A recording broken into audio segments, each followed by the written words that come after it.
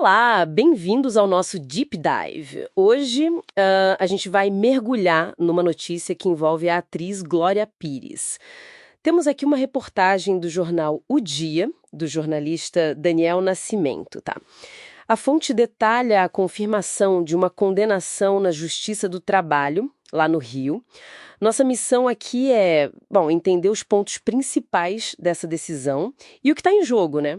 Exatamente. É um caso que chama atenção por ser uma figura pública, claro, mas o foco principal para nós são os direitos trabalhistas. As alegações que foram feitas, sabe? Vamos nos ater ao que a fonte descreve, os fatos reportados e as implicações legais, sem tomar partido nenhum. Perfeito. Então, vamos lá. A Justiça manteve a condenação da Glória Pires e o valor definido para a indenização é bem alto.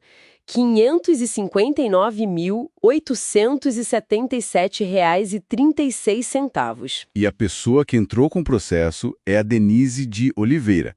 Ela era cozinheira da atriz, segundo a notícia. Isso. E o interessante, né, são os detalhes que basearam essa decisão de acordo com o que foi publicado. A senhora Oliveira teria começado a trabalhar lá em 2014. O salário inicial reportado, R$ 5.780. Mas a queixa principal, pelo visto, são as jornadas de trabalho. Bem longas. Longas como? A fonte detalha isso? Sim, detalha. Olha, de segunda a quinta, a alegação é que era das 9 da manhã até as 10h30 da noite. Nossa, bastante tempo. Pois é. E às sextas, um pouco menos, até às 5 da tarde. E além disso, a matéria fala sobre a falta de intervalos regulares, né? Para descanso, alimentação. Entendi. Jornadas realmente extensas. Isso por si só já daria base para uma ação, né? Essas horas extras devem pesar bastante na indenização, imagino. Ah, sem dúvida. Jornadas assim, como as descritas na fonte, levariam ao pagamento de horas extras, claro, e também do adicional noturno, né? Pelo trabalho depois das 10 da noite. Isso certamente entra no cálculo. Mas olha, a reportagem traz um outro elemento, um que parece ter um peso bem grande na história toda. E qual seria esse elemento? Conta pra gente. Então, a fonte dá destaque a um acidente doméstico. A senhora Oliveira teria sofrido esse acidente durante o expediente, lá em fevereiro de 2020. E depois disso, ela foi afastada.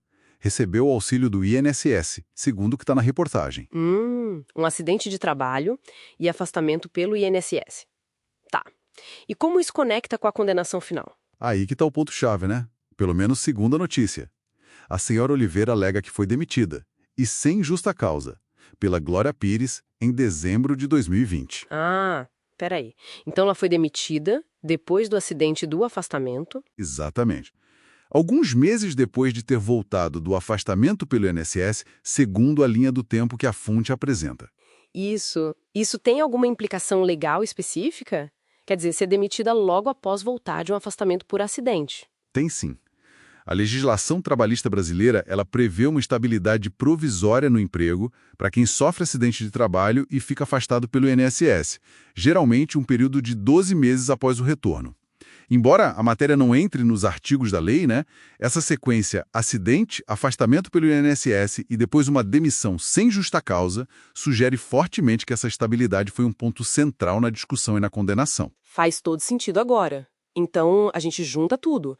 As alegações das longas jornadas, o adicional noturno que não teria sido pago, a falta de intervalos, e aí soma essa questão delicada da demissão após o acidente. Isso tudo explicaria o valor alto da indenização, certo? E a fonte ainda diz que a decisão foi unânime. Isso dá um peso ainda maior, né? Precisamente. A condenação que foi confirmada, segundo o jornal, cobre essas verbas trabalhistas, horas extras, adicional noturno, talvez reflexos em outras verbas e, muito provavelmente, levou em conta as circunstâncias dessa demissão. A unanimidade na decisão do tribunal, como foi citado, indica que houve um consenso ali entre os juízes sobre a validade dessas reivindicações, com base nas provas do processo, claro. A fonte também deu um contexto rápido sobre a carreira dela, né? Mencionou que a Glória Pires estava afastada das novelas desde Terra e Paixão, de 2023. Só para situar. Sim, um detalhe de contexto.